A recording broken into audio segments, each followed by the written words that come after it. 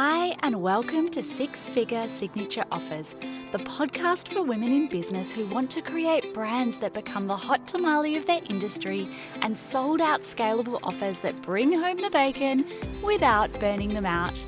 I'm your host, online business strategist Robin Birkin. I've gone from managing 8-figure marketing budgets and big teams to creating 2 multi-six-figure businesses in part-time hours by design. If you're ready to attract Cloud9 clients in droves, sell out your scalable offers, and not bring your laptop to the beach, then welcome, let's go. Hello, and welcome back to our $1 Million Launch Takeaway series. Again, I'm so happy to be here and to celebrate the incredible women in online business who are doing incredible things, showing us the way, and showcasing as well different ways to grow and run an online business that generates $1 million or more. And today, the person who I want to speak about is Macy McNeely from the Salesgirls. Now, if there is one account that I love following, this is up there in my top 5. The Salesgirls, I think it's called the Salesgirls Official on Instagram. And I have been following the Salesgirls for years and absolutely loving everything that they did. Now, Macy McNeely ever so casually dropped in something like her Instagram stories recently that she just had $1 million week. So she did not run, and she doesn't run, from what I can see, any big major launches. She's not running big affiliate style launches like Kate Northrup in our last challenge. She is not running a $297 offer that catches fire that, she doesn't have 300 or 400,000 people on Instagram. Macy McNeely runs her business in an entirely different way. Macy McNeely has 3 children. She is also at school pickup every single day. She works out, she eats healthy.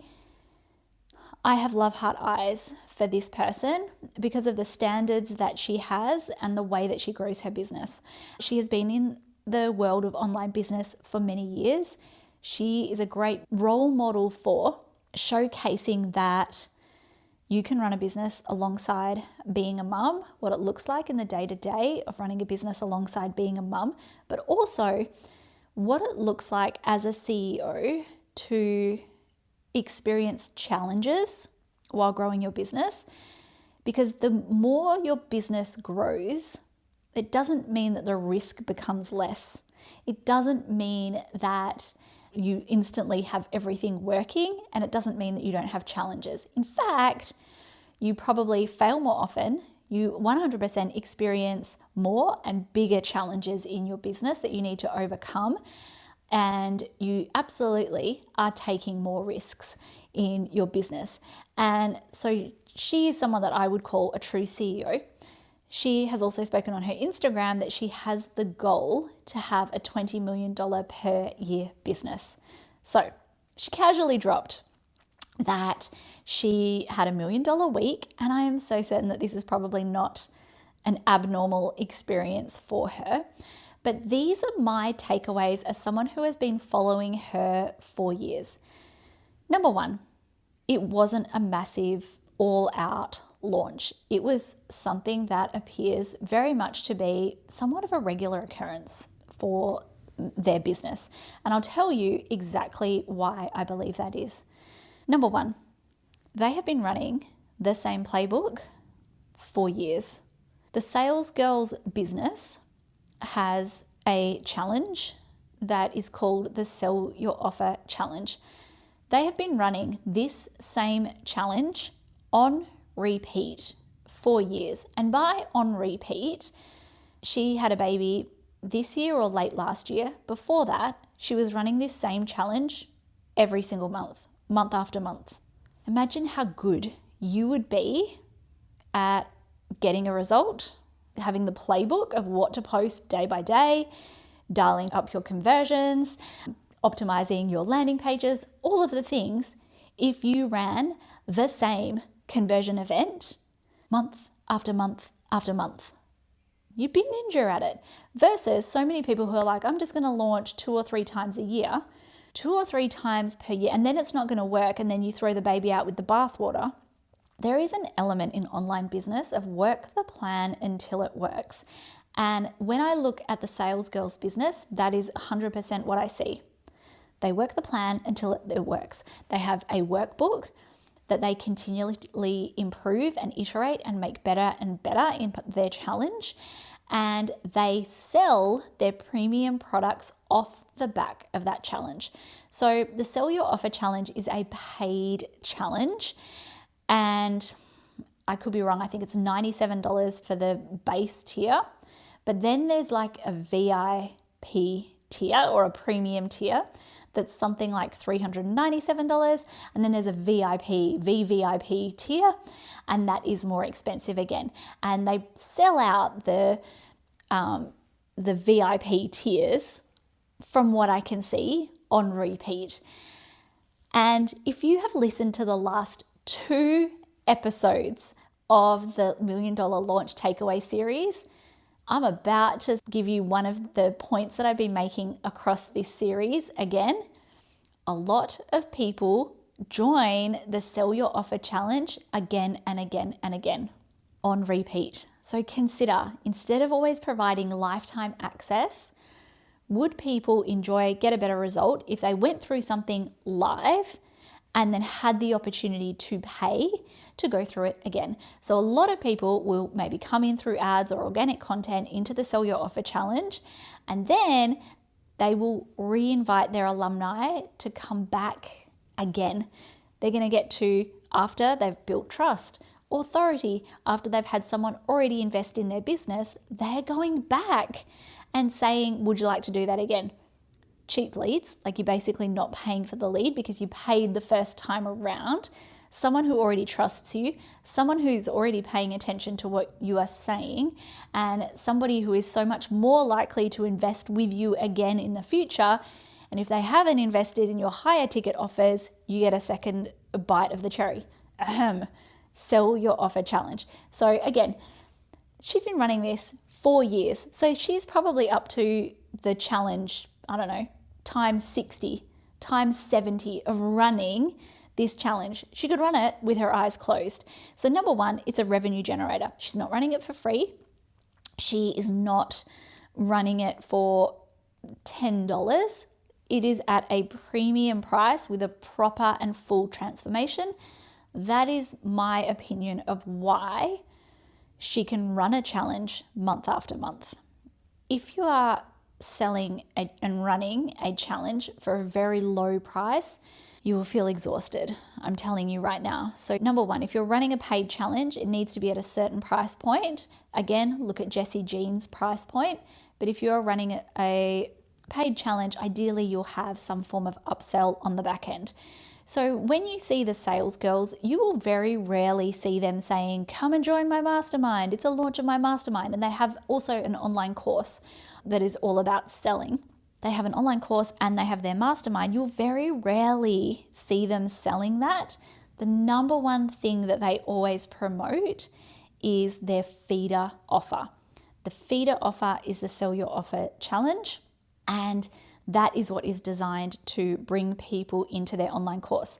And again, they run the challenge again and again and again. They rinse and repeat it. They are not changing, for example, the challenge title every single time. They just run it again and again. They also have introduced a free webinar. So in that business, they've got their newsletter. They may have 1 or 2 lead magnets, but by and large, the thing that they are recruiting leads for in their business is the Sell Your Offer Challenge. So consider for yourself in your business, are you all about like create a lead magnet, create a PDF, whatever, and you don't have some form of sales invitation or message in your business? If you do not have a challenge, a webinar, some form of conversion event in your business, this is your sign to create it and to run it again and again and again and again, and rinse and repeat and rinse and repeat, and make it so good if it is paid that people want to come back again and again. Number 3 is they have premium pricing, like premium. So again, the challenge, I want to say the cheapest tier is $97. It could also be $197. But the online course, the last time I saw it was about $7,000 for an online course. And the mastermind, to my understanding, is roughly a $25,000 investment. So it is premium pricing. As someone who myself sells a 5-figure investment in terms of the mastermind, it's far easier to reach your revenue goals when that is the level of pricing that you are at. So pricing is relative. If you are business to consumer, you may not charge the same in terms of your offers. There's pros and cons to both because I have run both. So each has pros and cons. And if someone said to me, you know, my personal preference and what lights me up and my alignment aside, if someone said just based on profit potential, would you choose business to consumer or business to business? I would choose like either, genuinely, as someone who has had both. However, what you would always be leaning towards is how can I be more premium for within my niche, right? There's only one way to go when it's a race to the bottom, okay? And that is to bankruptcy. So they have premium pricing for their niche, and no doubt the transformation supports that. Not the proximity or not the time in the offer, but the transformation that they provide. So it's very easy to have, or much easier to have $1 million week if you have a signature offer that is $25,000. And from what I see from the outside is when she had the $1 million week, she was obviously tracking the revenue coming in and each sale, just tracking it in an Excel spreadsheet, nothing fancy, but that the majority of people were signing up to the mastermind. And my sense is that that's a sign of the times in terms of 2026. So a mastermind, I have a lot of people who before joining Peace and Profit don't 100% know what a mastermind is, and I run a mastermind. It's my signature program. A mastermind is not the same as a membership. A membership is a much lower ticket continuity offer. It is much more focused around your community and also your curriculum. You're typically going to have a pathway, but the majority of what someone is going to do inside a membership is going to be somewhat self-led. When you are looking at something like a mastermind, I always believe that, especially with a premium program, the curriculum should exist, but with a mastermind, the transformation may be a little broader, and the people who are coming into that program may have more wide-ranging / personalized support that they receive, and they are paying for some form of proximity and premium support from you. So for me, inside my mastermind, I provide quarterly one-to-one calls. At this stage, we will cap out of our one-to-one calls very soon. So the people who are joining now receive quarterly one-to-one calls. You receive a personal written strategy and funnel blueprint by me. We have very intimate hot seat calls. So there's a maximum of 10 people in our hot seat calls. So everyone gets to take their time, everyone gets to know each other, everyone gets to ask questions and have those answered. Versus if you were in a membership and there were group calls, they would typically be everyone joins the group call if they have a question. So a mastermind is therefore, because a lot of what you are providing is your time investment and premium services, a mastermind is going to be more of a premium experience, and a mastermind is going to be typically a 6 to 12 month commitment with the opportunity to renew.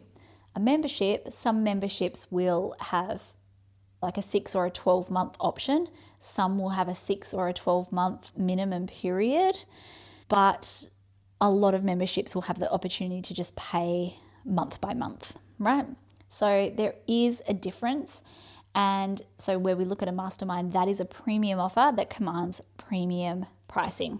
It's much easier to reach your revenue goals when you have an offer such as a mastermind that is primed for recurring revenue. And a lot of the clients inside my mastermind are also building masterminds for that reason. Obviously, Macy McNeely does the exact same thing. The next one is that she is an absolute content queen. So I have had my ear to the ground at the moment looking at what a lot of people are doing, and you will find that unless people are spending a lot of money on ads, and I would probably say this is a lot of the entrepreneurs, especially the entrepreneurs that are doing really well, are spending a substantial amount of money on ads, or they are posting to their feed 3 times per day, plus posting 3 to 5 trial reels per day. If that sounds like a lot of content, it is. If you're instantly overwhelmed, as someone who ran an experiment, I want to say back in March, where I posted 5 times a day for the month, it's actually not as hard as you think it is when you find a few content formats that are kind of repetitive in your mind and you have a sense of what it is that you're going to post every day. But you will see that Macy McNeely posts very regularly. She also has both a YouTube channel and a TikTok channel and a podcast, but it's created fairly strategically. Everything sort of starts with her YouTube channel, and then her podcast is repurposed from there, and a lot of what she posts on Instagram is also what she posts on TikTok, and she has a team. So Macy McNeely, or the Salesgirls, is a team of about 8 staff members and employees. So it would be quite hard to run such a big business without that team. But she is a content queen, and she firmly believes, as I 100% agree, that there are some tasks in your business that you need to be doing yourself. So when we look at AI, and I very much agree, AI is the grunt work for like an intern. It's not there for the CEO level strategic thinking and thought leadership and innovation. What AI publishes is basically a regurgitation of the average of what is on the internet. So if you are looking for AI to produce exceptional results, I just don't even know if we are ever going to get there, because all it is based on is the scraping of what already exists on the internet. What not many people also talk about is that 70% or more of what is on the internet is created by men. So for women creating businesses, not all of the takes are suitable for us. Not all of the takes, or very little of the takes, are innovative and exceptional and great. It's the average. And in your content, when everyone zigs, you want to zag. You want to have those creative juices flowing. You will create content faster and more effortlessly if you practice it, rather than just outsourcing that thinking ability, which is a muscle, to your content creation, to your strategic thinking as a leader. And very much so that is reflected in her take. And so you will see her very often creating content on the fly. I love it. I'm so here for it. But you will see that there is a volume of content there. And even so many of the 7-figure business owners create their own content, another person in their DMs answering questions. The very last thing that I will say is standards. So you will see the Salesgirls. Macy has 3 children. One of them's a bear, and she has standards. She wakes up at 4:30 in the morning to get her workout in. She has non-negotiables, like she gets her nails done every day. She has a 2-hour work-focused block every day, and she unashamedly has a nanny and so many other things in her business that she knows what she wants, and she doesn't rely on like motivation or feeling like it. She gets stuck in and gets it done. I'm all about following people that lift us up, not drag us down. And if you want to follow someone who has a very successful business and is also juggling all of the things, great role model to follow. So that is episode number 3 of my $1 Million Launch Takeaways. Check out the last 2 launches where I dive into their sales pages, their modules and structures, etc.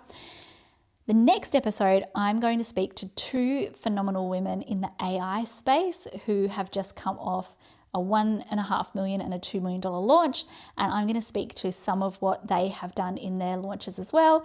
Can't wait to catch you there. And I'll speak to you in the next episode. Bye for now.